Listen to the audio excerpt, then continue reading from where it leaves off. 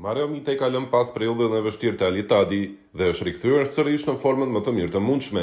Me francezin blank, brojtësi shqiptar po ngelte jashtë në kohët e fundit për shkak të numrit të kufizuar të lojtarëve të huaj në ekip, duke parë hyjet e ndryshme që vinin nga Premier League dhe Europa për shkak të CV-së së tyre. Mitej ishte më lehti sakrifikuari për të qëndruar jashtë.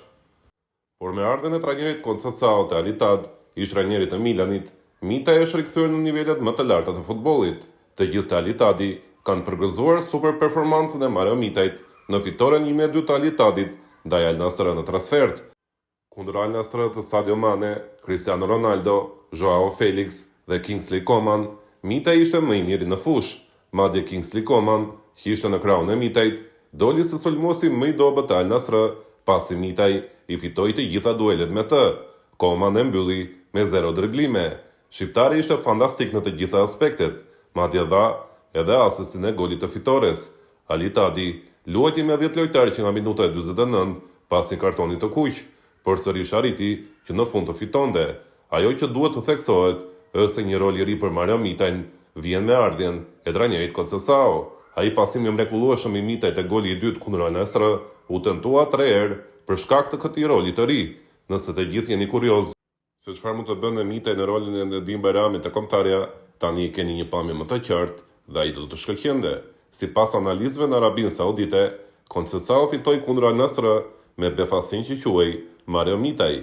Kjo pasi shqiptari u spostua më përpara në krah, si të ishte një sulmues, duke krijuar shumë kaos në mbrojtjen e Al Nassr që nuk e priste një lëvizje të tillë. Për më tepër, me përdorimin e zgjuar të topit dhe pasime të rësisht të papritura të shqiptarit, Al Nassr kapi në befasin e plot, duke mos ditur se si të reagonin. Mbrojtja e tyre kalonte në një kaos dhe Mitej gjetej gjithmonë i lirë në krah për të hapur topa për sulmuesit. Benzema kishte 2 raste të harta të mbërritura nga këmbët e Mitej. Pra sa herë që Al Ittihadi kishte topin, Mitej shtyhej në rolin e një sulmuesi të plotë në krah të Al Ittihadi, duke qenë lëvizja që Conceição bëri shamat me kundërshtarët. Menjëherë pas ndeshjes, të gjithë tifozët Al Ittihadit në rrjetet sociale po falenderonin Shqipërinë për lojtarin që i kishte dhënë këtij ekipi, ndërsa nga krahu tjetër, drejtori sportiv i Al Ittihadit, që i besoi Mitejt kur qëndronte në stol në Rusi, filloi ta përgëzonte lojtarin shqiptar, duke i treguar se kishte bërë një performancë mbreslënëse. Tani është radha e Silvinjos.